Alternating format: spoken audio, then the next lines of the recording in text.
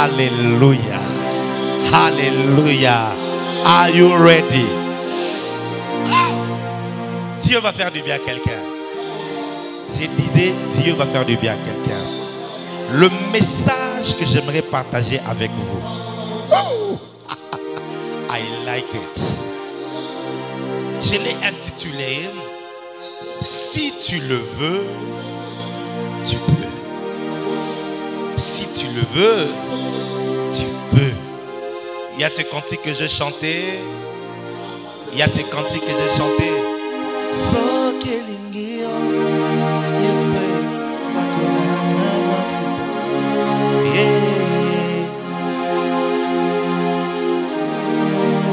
Si tu le veux, tu peux.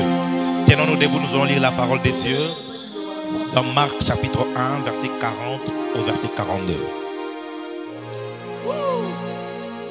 Dis à ton voisin, est-ce que tu es prêt pour ton miracle? Non, pose-lui la question, est-ce que tu es prêt pour ton miracle? Il se non, sentir au Mali, est-ce que tu es prêt pour ton miracle? Marc chapitre 1, verset 40 à 42. Pour ceux qui cherchent Marc, c'est dans l'Ancien Testament, juste après le livre de Sophonie. Donc si tu as trouvé Sophonie, tu tournes à Marc. Et si tu trouves ça là-bas, il faut chercher la délivrance. Tu as trouvé Marc? Voilà le livre de Sophonie, tu as trouvé? Et après, on va lire ensemble à haute voix, c'est le texte merveilleux des Écritures. 1, 2, 3, allons-y. Un lépreux vint à lui et se jetant à genoux, il lui dit d'un ton suppliant, si tu le veux, tu peux me rendre pur. Jésus, ému de compassion, étendit sa main, le toucha et dit, je le veux, sois pur. Aussitôt, la lèpre le quitta et il fut purifié. Amen. Mais dans la présence de Dieu. J'aimerais aller rapidement en vous disant cette chose importante. C'est que Dieu est un bon Dieu. Dis avec moi, Dieu est un bon Dieu. Non, dis-le encore plus fort, Dieu est un bon Dieu.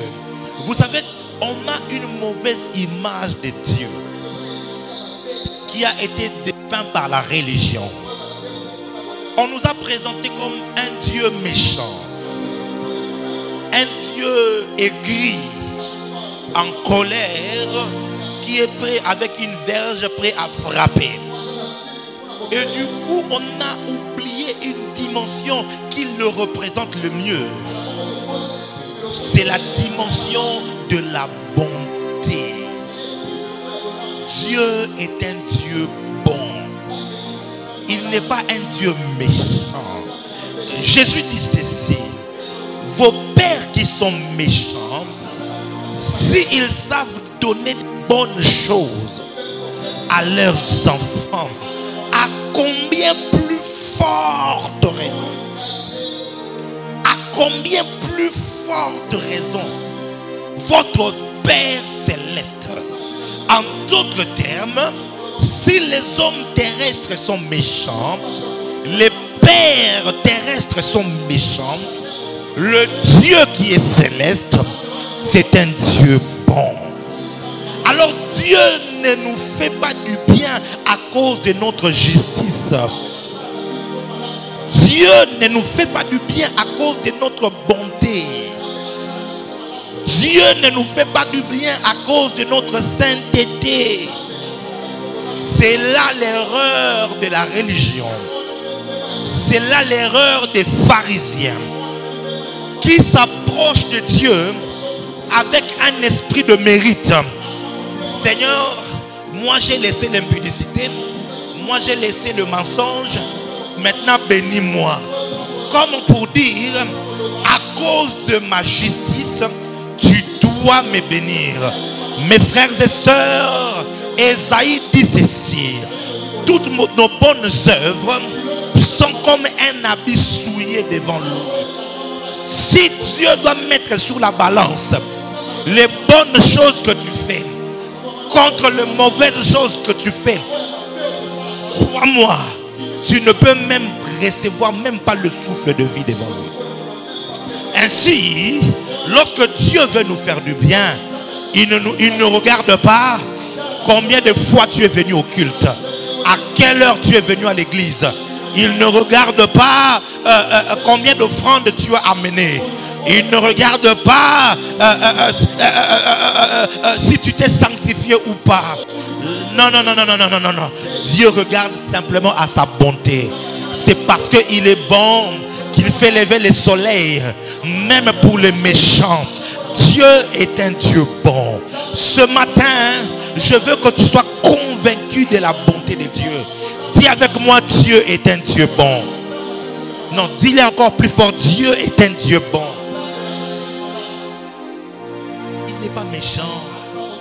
Il y a des gens comme ça, quand ils souffrent, ils croient que c'est Dieu qui veut qu'ils souffrent. Ils pensent que Dieu se réjouit de ces choses. Non, Dieu est un bon Dieu. L'une des personnes qui a découvert cette dimension de Dieu, c'est David. Et dans le psaume, il y a sur le 150 psaume, le mot bonté est repris 77 fois. Je vous ai choisi 77 fois. 77 fois. Ça veut dire que c'est la perfection même qui montre comment Dieu est parfaitement bon. Et j'ai choisi pour vous quelques psaumes où David est en train de reconnaître sa bonté. Psaume chapitre 13 verset 6. Il dit, moi j'ai confiance à ta bonté. J'ai de l'allégresse dans le cœur. À cause de ton salut, je chante à l'Éternel car il m'a fait du bien. Que l'Éternel te fasse du bien au nom de Jésus. Je disais que l'Éternel te fasse du bien. Que la bonté de Dieu te donne un cantique nouveau. Il y a de ces choses que Dieu peut faire pour toi. Même quand tu ne sais pas chanter, tu vas composer un cantique. J'ai dit, il y a de ces choses-là que Dieu fera pour toi. Même quand tu n'es pas un auteur-compositeur, tu vas commencer à te réveiller chaque matin et tu as un cantique nouveau. Et tu dis, Nzamba Salinga Bolamo. Le pasteur Roland Dalo dit quelque chose. Mokolo Nzamba kochao diki diki yo yeba. Na osambela Nzambe semaine oyo. Nzamba chao diki diki. Je te dis que Dieu te fasse les guili-guili. Les diki-diki de Dieu vont te faire chanter. Dieu est un Dieu bon. Et puisqu'il est un Dieu bon, il te fera du bien. J'ai dit dans ta vie, à partir d'aujourd'hui, tu commenceras à vivre les bontés de Dieu. Je suis venu parler à une personne qui a expérimenté la méchanceté des hommes, qui a expérimenté l'injustice des hommes, qui a expérimenté la colère des hommes.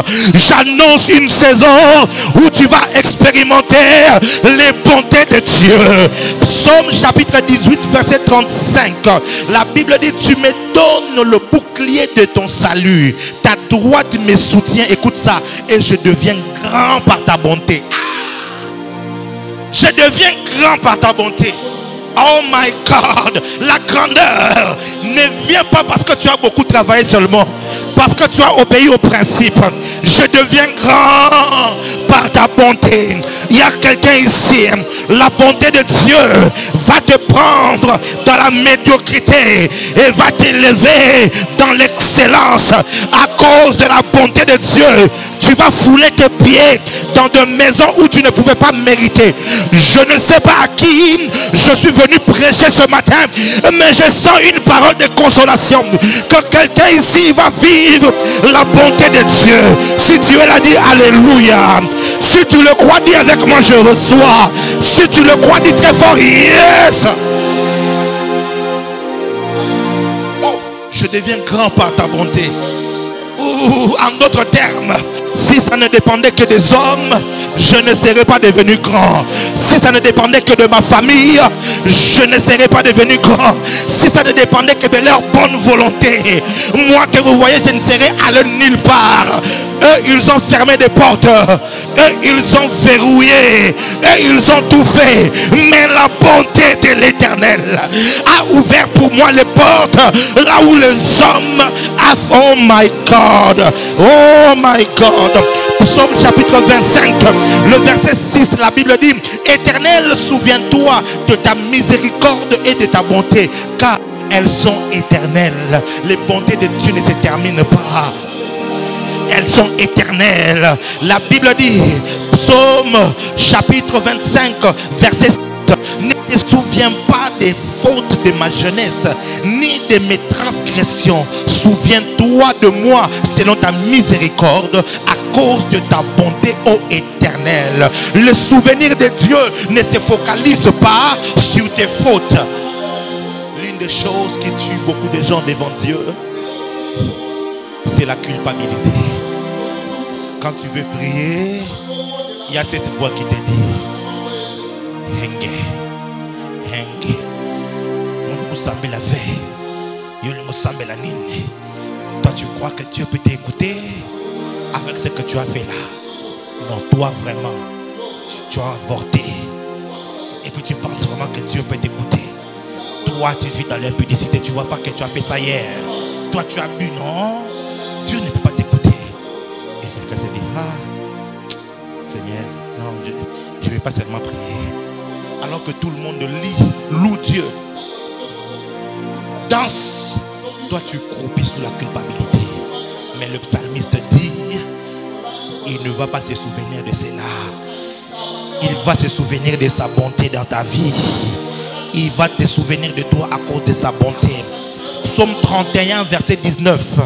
Oh, combien est grande ta bonté, que tu tiens en réserve pour ceux qui te craignent, que tu témoignes à ceux qui cherchent en toi leur refuge, à la vue des fils des hommes.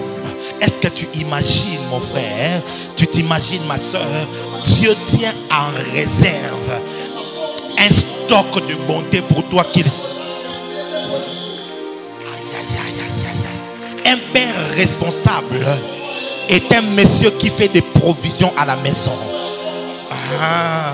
Il remplit le congélo, il remplit le frigo de jus, il remplit les magasins, sac de foufou, sac de riz, sac de ceci. Il fait des provisions. Et Dieu aussi, il fait des provisions, mais la provision de bonté. My God, puisses-tu jouir des provisions de bonté de Dieu.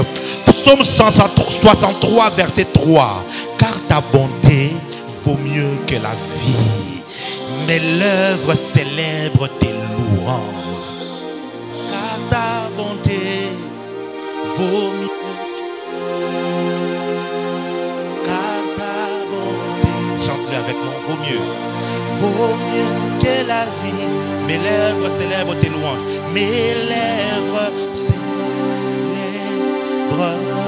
tes louanges. Car ta bonté vaut mieux. Psaume 119, verset 39.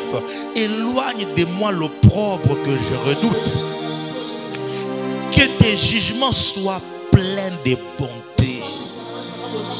Même quand Dieu juge, ses jugements sont pleins de bonté. À cause de la bonté de Dieu, il éloigne l'opprobre. Psaume 143, verset 12.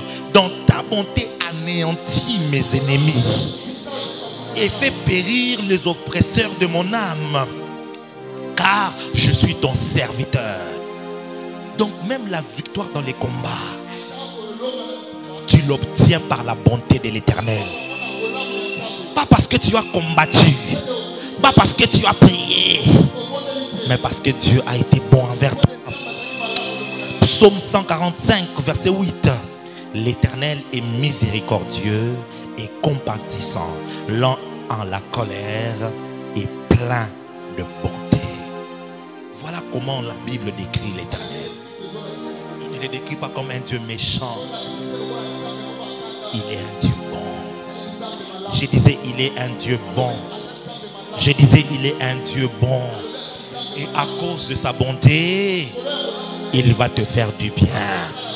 Quand tu viens à la JLC, tu dois savoir que je vais à la rencontre d'un bon Dieu. Je viens à la rencontre d'un bon Dieu. Vous savez, la Bible dit, les hommes méchants tirent les mauvaises choses de leurs mauvais trésors. Et les hommes bons tirent les bonnes choses dans leurs bons trésors. Une personne méchante ne peut pas faire du bien. Même quand il semble faire du bien, il a des intérêts derrière. Il fait toujours de calculs. Regardez quand les hommes méchants conduisent le pays. Ils vont apporter la destruction. La méchanceté au Congo se manifeste même dans les routes. On construit une route, 2 mois après la route commence à faire des trous. Parce qu'il y a une méchanceté terrible. On lui donne le budget pour gérer un secteur. Il le prend, il bouffe ça. Mais Dieu n'est pas comme des hommes. Dieu, il fait du bien. Je veux que tu sois convaincu de ça. Cela est indépendamment de ta justice. Cela est lié à sa nature. Dieu est un Dieu bon. Si tu le crois, acclame le Seigneur. Acclame la bonté de Dieu. Deuxième chose. Lorsque tu t'approches de Dieu et que tu as besoin d'un miracle, il faut s'approcher avec humilité. Oui, il faut t'approcher avec humilité de cœur. La Bible dit, ce lépreux, il vint à Jésus, il s'est jeté à genoux et il lui dit d'un ton suppliant. Il y a beaucoup de gens qui sont orgueilleux devant Dieu, qui sont hautains devant Dieu, qui sont imbus d'eux-mêmes lorsqu'ils viennent devant Dieu. Il est incapable de s'humilier. Plusieurs se comportent comme ce pharisien dans cette parabole de Jésus. Il vient devant Dieu et il dit: Éternel, moi je jeûne 3 fois par semaine, je donne la dîme de tout ceci, je suis saint, je ne suis pas comme ces publicains qui à mes côtés. Quand il faut danser pour Dieu, il dit: je vais danser avec beaucoup de maîtrise parce que je vais risquer d'abîmer mon make-up. Quand Dieu commence à toucher, il dit: non, je ne vais pas me concentrer, sinon je vais pleurer. Et tu vois les phares que j'ai mis là-bas, ça risque d'abîmer mon... Quand tu t'approches de Dieu, sois humble. Humilie-toi. Humilie-toi devant sa face. L'humilité dans le cœur. L'humilité dans les gestes.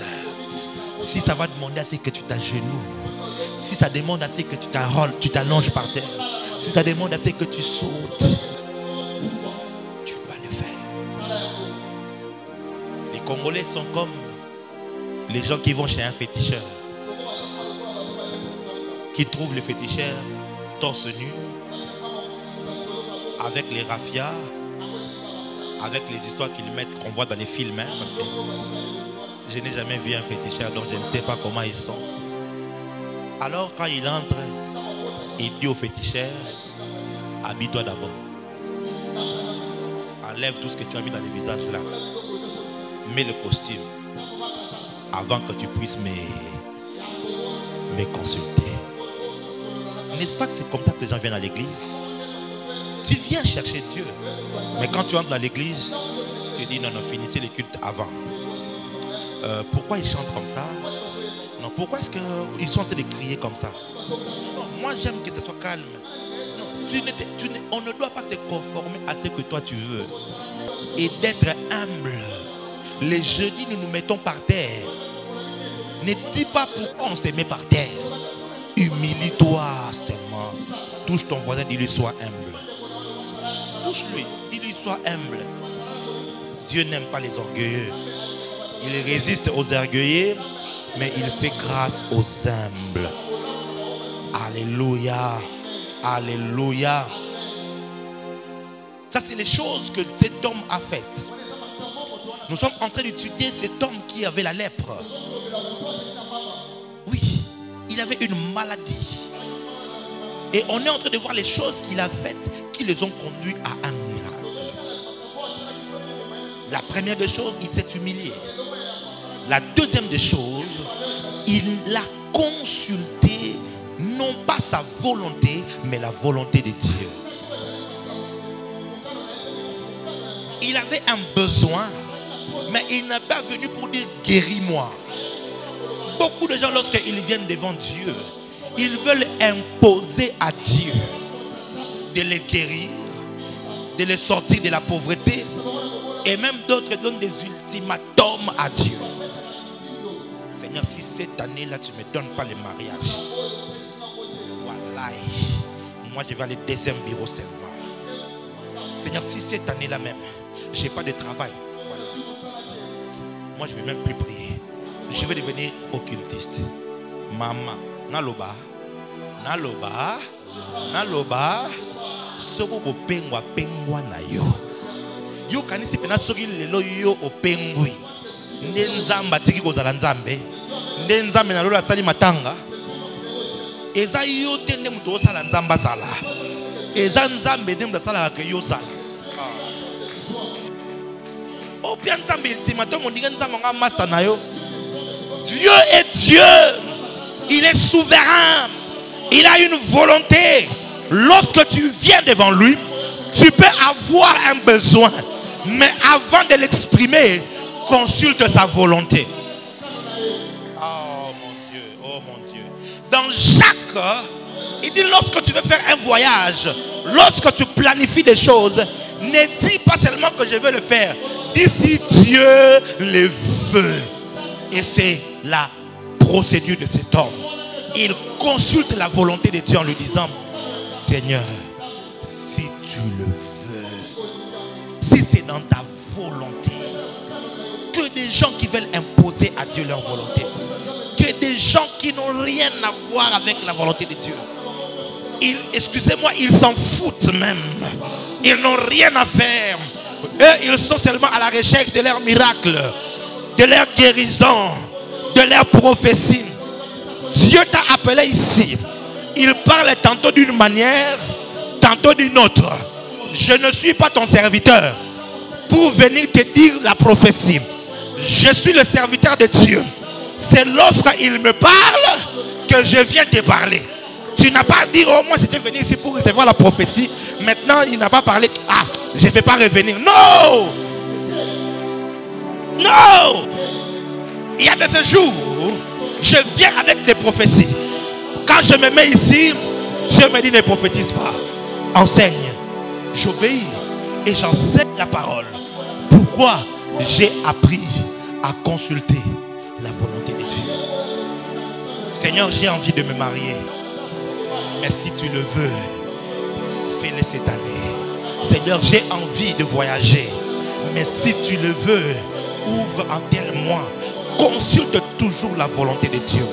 3 choses que j'aimerais dire à propos de la volonté de Dieu. La première, nous n'imposons pas à Dieu notre volonté, mais nous nous alignons à la sienne.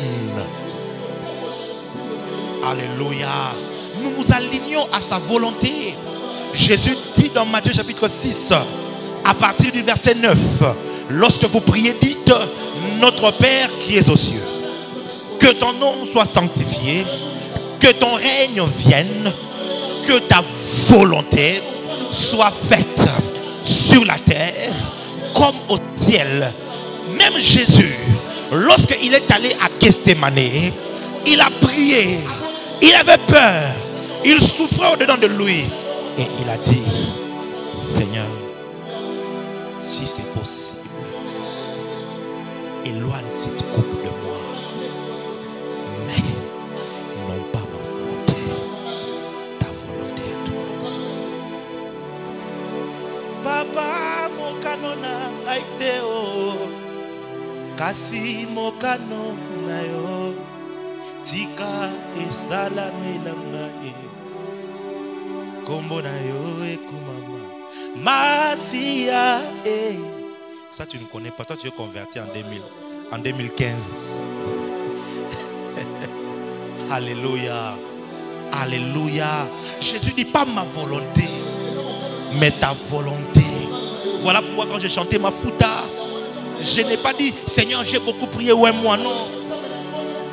J'ai dit Seigneur, si tu le veux, si tu le veux, si tu le veux, si tu le veux, parce que sa volonté est souveraine. C'est à moi de m'adapter. Aïe, alléluia. Alléluia. Deuxième chose, par rapport à sa volonté. Écoute ça. Avant de goûter au pouvoir de Dieu, non, au pouvoir de Dieu. Non. Beaucoup disent c'est l'autorité. Pouvoir, c'est la puissance. Voilà. Ou Ngouya. Avant de goûter au pouvoir de Dieu, il faut d'abord se soumettre à sa volonté. Alléluia. Alléluia. Beaucoup de gens prient et ils disent Seigneur, tu as dit dans ta parole, résistez au diable, il fuira loin de vous. Résistez au diable. Non, la Bible ne dit pas ça. Non. Oh non. La Bible dit ceci. Soumettez-vous à Dieu. Résistez au diable et il fuira loin de vous. Ah oui. Il n'y a pas de résistance sans soumission. Plusieurs veulent résister au diable sans être soumis à Dieu. J'aimerais dire à quelqu'un, tu veux combattre l'ennemi, tu veux combattre les célibats de ta famille, tu veux combattre les malédictions, commence par te soumettre à Dieu. Commence par te soumettre à sa volonté. Commence par te soumettre à ce qu'il veut avant de pouvoir goûter à son pouvoir. Il faut te soumettre à sa volonté. Troisième chose que j'aimerais dire à quelqu'un ici. Là où il y a le vouloir de Dieu, il y a aussi son pouvoir. Oui, partout où il y a la volonté de Dieu, il y a aussi le pouvoir de Dieu. Lorsque Dieu veut faire quelque chose, il peut le faire. Il a le pouvoir de le faire. Et cet homme avait compris cela. Cet homme avait compris que si seulement Jésus le veut, il a le pouvoir. Il a le pouvoir. J'aimerais dire à quelqu'un que le pouvoir de Dieu est disponible, mais il est activé par sa volonté. Le pouvoir de Dieu est disponible, mais il est activé par sa volonté. Le pouvoir peut être là, mais si Dieu ne veut pas faire quelque chose, je vous assure, il est de ces réunions où je sors avec l'onction, je rencontre un cas et Dieu ne veut pas que je prie, même si je force. Moïse est allé voir Dieu pour que Dieu lui donne de l'eau au peuple, et Dieu lui montre sa volonté. Il lui dit, va et parle au rocher. Mais comme Moïse avait la formule, il est allé en étant fâché, et puis il frappe le rocher. L'eau est peut-être sorti, il a peut-être eu le miracle, mais la conséquence, Moïse a été privé de la terre promise. Parce qu'il n'a pas honoré Dieu. Oui, beaucoup de personnes ratent la terre promise parce qu'ils veulent forcer Dieu à leur donner ce qui n'est pas dans sa volonté. Yaya, yokanga bien. Volonté nzambe koza la passe, mais memaka sengo. Bako sayote. Oko comme appelle deuxième bureau. Oko mo voyager pe. Oko mo zabambongo. Mais yaya, oyebite ndengani yeko suke na yo, oyebite. Faut mieux pour na yo on dit ma volonté nzambe. Oko kota pe na franc-maçonnerie, oko kota na biloko wana, osimi ba kisi tout ça là, OK panganga, oko za esengo tango mukie. Mais oyebite. Passe nino ko suka nango. Le diable fait des tours de passe-passe. Système à force de frappe. Au bimis gauche, au bombi droite. Diable a ça dans le système. Tango a fait son logo na yewana mukie. yebake a bombe lolo kwa grave o ya robeta yo okozwa ki sambeti kuba bakosa ote. Alléluia. Alléluia. Alors quelqu'un dit, ah oui, peut-être que ma maladie, c'est la volonté de Dieu. Ma souffrance, c'est la volonté de Dieu. La Bible dit ceci. Voici les projets que j'ai pour toi. Ce sont des projets de paix et non de malheur. Dieu a une volonté. Sa volonté, ça consiste à te sauver. 2 Pierre chapitre 3 verset 9. Il est écrit, le Seigneur ne tarde pas dans l'accomplissement de la promesse, comme quelques-uns le croient, mais il use de patience envers vous, ne voulant pas que qu'aucun périsse, mais voulant que tous arrivent à la repentance. 1 Timothée 2 verset 4. La Bible dit ceci, qui veut que tous les hommes soient sauvés et parviennent à la connaissance de la vérité. La volonté de Dieu, c'est que tous les hommes soient sauvés. Que tu sois congolais, que tu sois noir, que tu sois blanc, que tu sois nilotique, que tu sois jaune, peu importe. La volonté de Dieu est que tous parviennent au salut. La volonté de Dieu, deuxièmement, c'est qu'il te soit guéri. Dieu ne veut pas que tu sois malade. Ce n'est pas la volonté de Dieu. Tu l'acceptes parce que tu crois que c'est sa volonté. La maladie n'est pas la volonté de Dieu. Christ a porté les marques dans la croix pour que tu sois guéri. La Bible dit dans Matthieu 10 verset 7 à 8. C'est Jésus qui envoie ses disciples. Il leur dit, allez, prêchez et dites, le royaume des cieux est proche. Guérissez les malades, ressuscitez les morts, purifiez les lépreux, chassez les démons. Vous avez reçu gratuitement, donnez gratuitement. Sa volonté est que tu sois guéri. Je disais sa volonté est que tu sois guéri. Sa volonté est que tu sois guéri. J'ai dit sa volonté, c'est que tu sois guéri. Cette maladie, cette stérilité n'a pas lieu d'être dans ton corps parce que la volonté de Dieu, ce myome, ce kyste n'a pas lieu d'être. Ce cancer, cette hypertension, cet ulcère d'estomac n'a pas lieu d'être, car la volonté de Dieu est que tu sois guéri. La volonté de Dieu est que tu sois prospère. Oui, 3 Jean chapitre 1 verset 2. L'apôtre Jean écrit, il dit, bien-aimé, je souhaite que tu prospères à tous égards et sois en bonne santé, comme prospère l'état de ton âme. Dieu souhaite ta prospérité. Dieu, c'est ça sa volonté. Tu cherches la volonté de Dieu, elle se trouve dans sa parole. La volonté de Dieu est que tu sois saint. 1 Pierre chapitre 1 verset 15.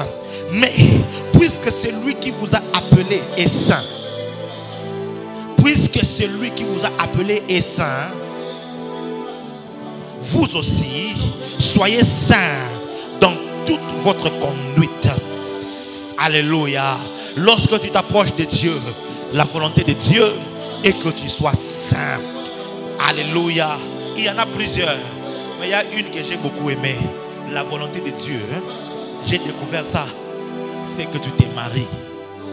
Dis avec ma parole. La volonté de Dieu, c'est que tu te maries. Oui, 1 Corinthiens 7 verset 1 à 2. La Bible dit ceci. Pour ce qui concerne les choses dont vous m'avez écrit, je pense qu'il est bon pour l'homme de ne point toucher des femmes. Ça veut dire que tu évites l'impudicité. Que tu ne touches pas aux femmes comme ça. Ce n'est pas ça la volonté de Dieu. Mais écoute maintenant le verset 2. Toutefois, pour éviter l'impudicité, écoute ça bien. Les femmes, dites amen d'abord. Pour éviter l'impudicité, que chacun ait sa femme et que chaque femme ait son mari. Quand j'ai lu ça, j'ai compris. Il faut que je vous prêche le mariage. Il faut que je vous dise, Dieu veut que chaque homme ait sa femme et que chaque femme ait son mari. en vertu de prophète, en vertu de mon pouvoir, en ma qualité de prophète, j'ouvre la voie maintenant sur ta vie, sur cette parole. À partir d'aujourd'hui, tu vas te marier. J'ai dit tu vas te marier. Chaque femme de cette église aura son mari. Et chaque homme de cette église, voilà, tu as compris. Reçois ton mariage au nom de Jésus.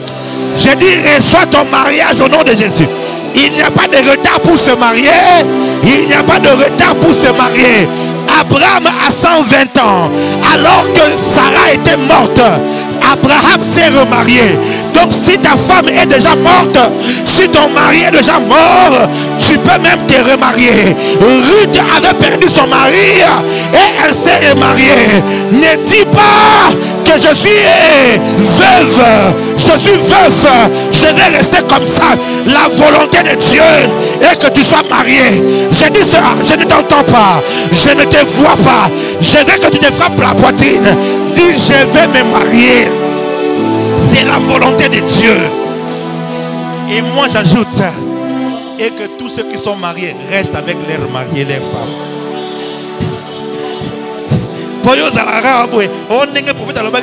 Divorcer. Ici je parle à ça. Yeah!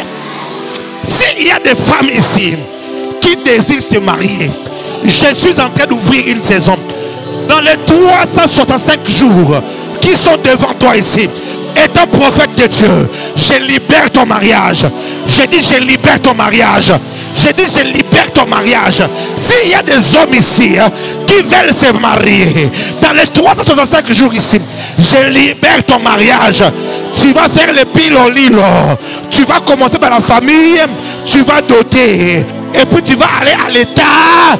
Tu vas régulariser. Et ensuite, tu viendras ici. Je vais t'imposer les mains. Et je vais te bénir. Ah! Si seulement il y a quelqu'un qui croit ici, il reçoit cela au nom de Jésus.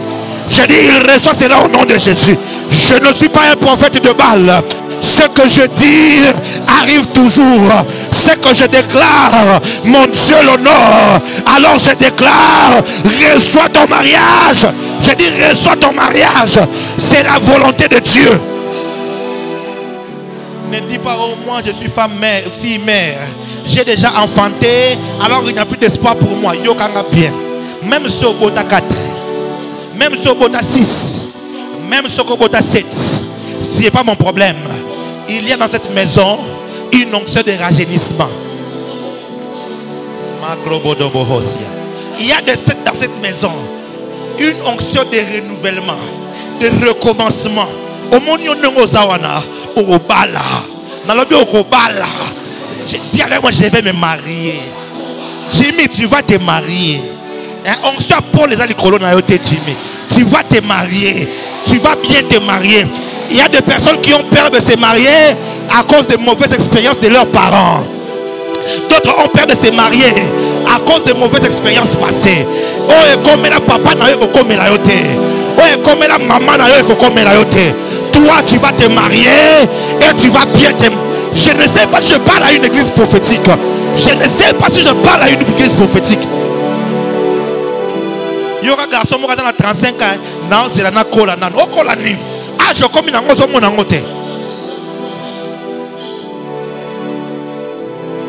Je vais me marier. I prophesy on me.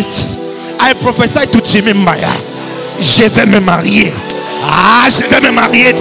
Si les autres ont divorcé, c'est leurs affaires. Jimmy Maya, tu vas te marier. Et tu vas bien te marier. J'ai dit, ah, il faut le croire. Il faut le confesser. Dis avec moi, je vais me marier. Hey. Oh. Yeah. Sokolingi kobala. Yemba. Nabala. Yahweh. Nabala. J'ai commencé à croire que prêcher sur ça, c'est pas bien. Ce sont les choses de la terre. Ça, jusqu'à ce que, alors que je lisais les Écritures, je tombe sur ça. Je me rends compte que non. Si la Bible en a parlé, si la Bible a ordonné que chaque homme ait sa femme, c'est mon droit d'avoir une femme. et que chaque femme ait son homme. On n'a pas dit que chaque femme est le mari d'un autre. On n'a pas dit que chaque femme est l'homme de quelqu'un d'autre. J'aimerais dire à une femme a fait quelque chose. Jésus était ému de compassion. Ça j'aime. C'est la compassion. Nous avions dit dans le psaume que Dieu se présentait. Dans psaume 45 verset 8. C'est exactement ce qu'il a dit à Moïse. Il dit l'Éternel est miséricordieux, compatissant, lent à la colère et plein de bonté. Dieu dans sa nature, il est compatissant. Et le mot compassion en hébreu, racham, c'est comme Rachel, racham, dit racham. Racham veut dire les entrailles d'une femme qui porte un fœtus. Vous savez mes frères et sœurs, il y a quelque chose de mystérieux lorsque une femme devient enceinte. Ce n'est pas d'abord parce qu'elle a raté ses périodes, elle n'a pas vu. Il y a quelque chose en elle qui lui fait savoir qu'elle est à quelque chose de... Elle a un corps étranger en elle. Quelqu'un a dit toute femme enceinte est possédée. Elle possède quelque chose en elle. Il y a un être. Et quand elle va mettre au monde, elle va délivrer. Alléluia. Et les entrailles d'une femme restent connectées à un enfant. C'est ce qui fait que lorsque, même après qu'elle est mise au monde et que le bébé est loin, lorsque le bébé pleure, la maman sent quelque chose. Je vous dis la vérité, c'est les entrailles qui se remuent. J'aimerais parler à quelqu'un. Dieu a les entrailles. A les entrailles. Parce que tu es sorti de lui. Comme tu es sorti de lui, tu es connecté à lui. Il ne peut pas rester silencieux face à ton problème. Il ne peut pas rester silencieux dans ta souffrance. Ne pense pas que Dieu se réjouit à te voir pleurer. Ne pense pas que Dieu se réjouit à te voir souffrir. De même que les entrailles d'une femme se remuent. De la même manière que les entrailles d'une femme se remuent, les entrailles de Dieu se remuent aussi. La compassion est extraordinaire. Lorsque Dieu a compassion de toi, ça va le pousser à faire quelque chose. Je vous ai parlé de la différence de la compassion et de la pitié. La pitié, c'est juste un sentiment de tristesse qui te laisse incapable de faire quoi que ce soit. Mais la compassion va au-delà de la tristesse. Lorsque Dieu a compassion de toi, il va faire quelque chose. En hébreu, en grec maintenant, c'est le mot splanknizomae. Splanknizomae. Alléluia. C'est ça, compassion en grec. Ça veut dire être remué de l'intérieur. La Bible dit, lorsque Jésus est arrivé, il a vu ta souffrance. Lorsque Abraham a chassé Agar, Agar était en train de partir. Elle est arrivée loin. Il n'y avait plus d'eau. Agar s'est éloignée. Elle a commencé à pleurer en disant, je ne veux pas voir la mort de mon fils. Et Dieu a envoyé son ange pour dire, Agar, j'ai entendu le cri de l'enfant. Il y a quelque chose, mes frères. Ce n'est pas l'enfant qui a pleuré, c'est Agar qui a pleuré. Mais comment est-ce que Dieu a entendu le cri de l'enfant? Parce que l'enfant était l'enfant d'Abraham. Il était en alliance. Il était sorti d'Abraham. Et Abraham était en alliance avec Dieu. À cause de cela, dans le sang d'Ismaël, il y avait le cri de l'alliance. Quand Ismaël a manqué de l'eau, quand Ismaël voulait mourir, l'alliance a crié. L'alliance a crié. Et Dieu n'a pas pu se contenir. Il a dit, Il n'est pas né selon ma volonté. Il est né selon la volonté d'Abraham. Mais Abraham a une alliance avec moi. Écoute-moi très bien. Même quand tu as commis une erreur, tu as mis un enfant, tu as mis au monde un enfant hors mariage. Dieu va bénir cet enfant, non pas à cause de toi, mais à cause de l'alliance. Il est exactement comme nous aussi. Ce n'est pas à cause de nous. Dieu va nous visiter parce que Christ a fait alliance avec le Père au travers de la croix. Et à cause de ça, Dieu ne peut plus se contenir pour t'aider. Dieu ne peut plus se contenir pour descendre, pour intervenir, pour changer ta situation. Ce matin, je suis venu annoncer l'intervention rapide de Dieu. L'intervention rapide de Dieu. Je disais intervention rapide de Dieu. Non pas parce que tu as beaucoup jeûné, non pas parce que tu as beaucoup pleuré, mais parce qu'il y a la voix du sang. La voix du sang. La Bible dit que Dieu est venu parler à Caïn pour dire: j'entends le sang de ton frère qui est en train de crier vers moi. Parce que le sang parle, le sang crie, le sang d'Ismaël a crié et Dieu a entendu. Dieu ne va pas écouter ton sang à toi. La Bible dit dans Hébreu que le sang de Jésus crie plus que le sang d'Abel. Il y a quelqu'un qui est en alliance avec Dieu. C'est Jésus-Christ. Son sang crie en ta faveur. Son sang n'est pas de bétailler pour Asumuki. Son sang n'est pas de bétailler pour Melima Sanga. Mais son sang crie: Seigneur, fais-lui du bien. Seigneur, fais-lui miséricorde. Seigneur, interviens. Seigneur, sauve-le. Seigneur, sors de sa vie. Ce n'est pas à cause de toi. Ce n'est pas à cause de tes prières. Ce n'est pas à cause de tes prières. Ce n'est pas à cause de tes prières. C'est à cause de son sang. C'est à cause du sang de Jésus. C'est à cause du sang de Jésus que tu seras guéri. C'est à cause du sang de Jésus que tu seras béni. C'est à cause du sang de Jésus que tu vas être élevé.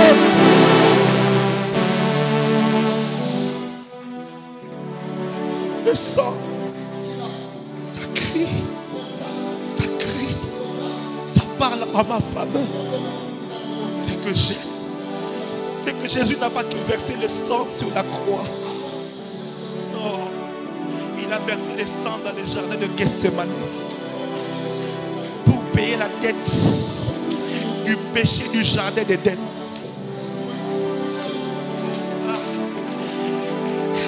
L'homme a péché dans un jardin et à Gethsemane, le sang de Jésus s'est changé en sang. La sueur s'est changée en sang et le sang a coulé dans le jardin. La dette du jardin a été payée. Non seulement ça, Jésus a versé le sang dans les vestibules du temple, sur le long de Jérusalem, dans les routes là. Il a versé son sang pour payer la dette de la terre, pour toutes les fois que les hommes ont versé le sang, pour toutes les fois que les hommes ont été meurtriers. Jésus a payé le sang sur la croix. Sur la croix, mes frères et sœurs, afin de payer la dette qu'il y avait dans le monde spirituel. Mais il ne s'est pas arrêté là. Car dans Hébreu, la Bible nous dit qu'il a pris son sang. Il est entré dans un tabernacle beaucoup plus excellent. Dans le tabernacle céleste. Là aussi au ciel. Jésus est allé avec son sang. Afin que ta rédemption soit éternelle. Afin que ton salut soit éternel. Afin que ton pardon soit éternel. Je suis venu prêcher le sang de Jésus à quelqu'un. Je suis venu dire à quelqu'un qu'à cause du sang, tu vas te prospérer. À cause du sang, Dieu va venir à ton aide. À cause du sang, Dieu va t'aider. J'ai dit à quelqu'un, Dieu va t'aider. Tu n'as peut-être personne au gouvernement. Tu n'as peut-être personne à la présidence. Mais tu as au ciel le sang de Jésus qui a coulé et qui parle en ta faveur.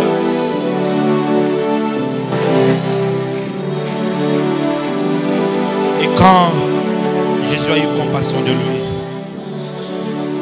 la Bible dit qu'il a étendu sa main et il a touché. Ce qui est curieux, c'est que la lèpre est une maladie contagieuse. Si tu es lépreux, tu ne peux pas t'approcher des hommes. Mais Jésus n'a pas eu honte de la lèpre. Il s'est approché et il a touché. C'est extraordinaire. Jésus n'a pas honte de ta lèpre. Il n'a pas honte des choses que toi tu as honte. Ce péché que tu caches et tu n'as besoin que personne ne connaisse. Que tu ne confesses même plus à un pasteur. Jésus n'a pas honte de ça. Il a avancé la main et il a touché. Il a touché. Et ce qui est extraordinaire, c'est que ce n'est pas la lèpre qui a contaminé Jésus, mais c'est Jésus qui a contaminé la lèpre. C'est pourquoi il ne faut pas avoir honte de t'approcher de Jésus tel que tu es. Tel que tu es. Quand tu t'approches, ce n'est pas toi qui vas l'affecter. Jésus est le seul bon orange qui est capable de purifier les sales oranges.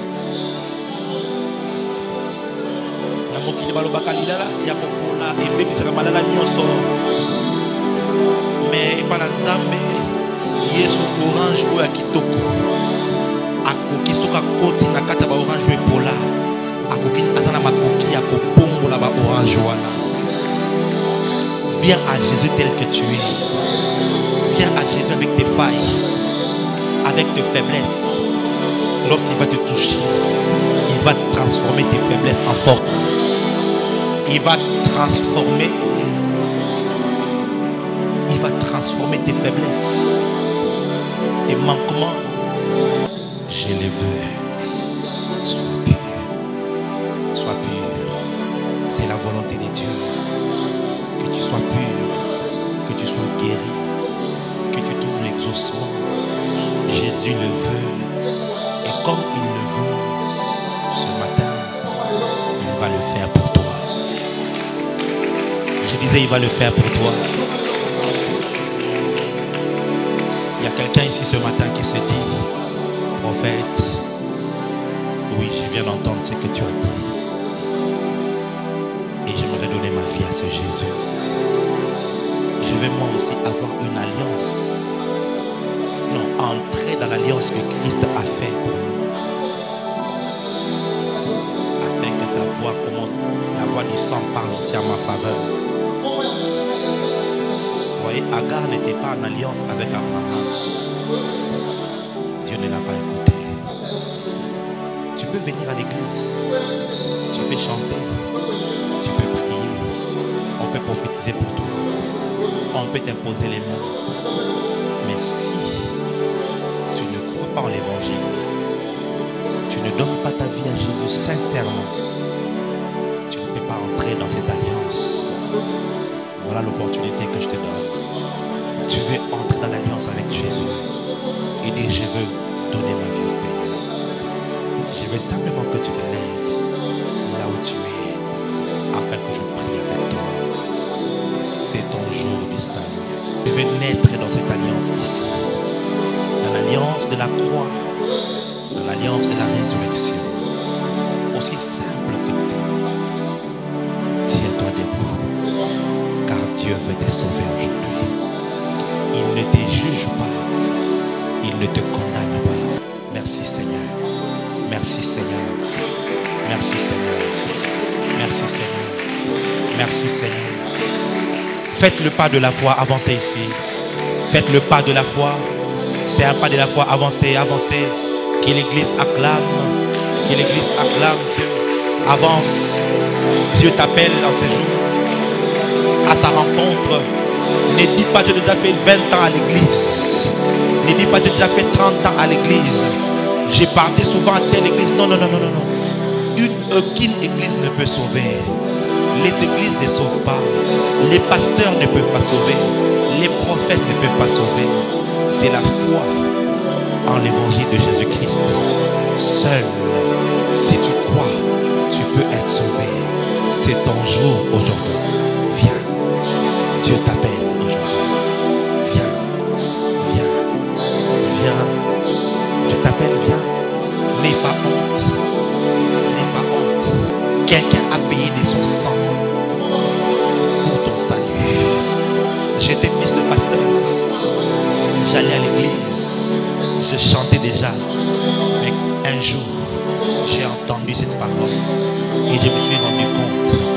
que je n'avais pas donné ma vie à Jésus. Et je me suis levé moi aussi. J'ai donné ma vie à Jésus. Et depuis, une nouvelle histoire a commencé. C'est ton histoire. Viens. Viens, approche. Je t'attends, approche. Thank you, Jesus. Thank you, Jesus. Elohim Adonai.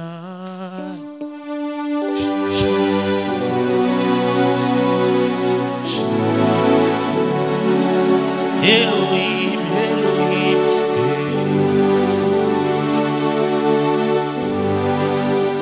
La voix de Dieu t'appelle. La voix de Dieu insiste. Parce que c'est réellement ton jour. Il y a des gens que je suis en train d'attendre. Parce que je peux voir dans mon esprit que Dieu t'appelle aujourd'hui. Ne lui résiste pas. Viens. Viens. Viens. Shamae.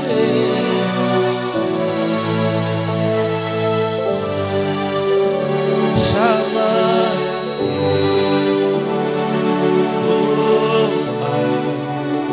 Étendez vos mains à leur direction. Si vous mettez vos mains droites sur le cœur, tu vas prier, dis Seigneur, je suis là, tel que je suis.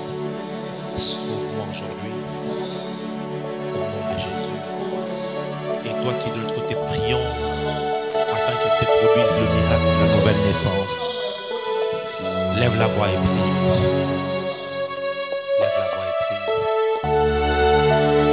Thank you, Lord Jesus. Thank you, Lord Jesus. J'avais pris l'engagement de ne laisser aucune occasion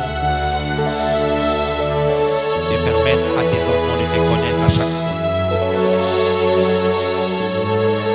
À chaque fois.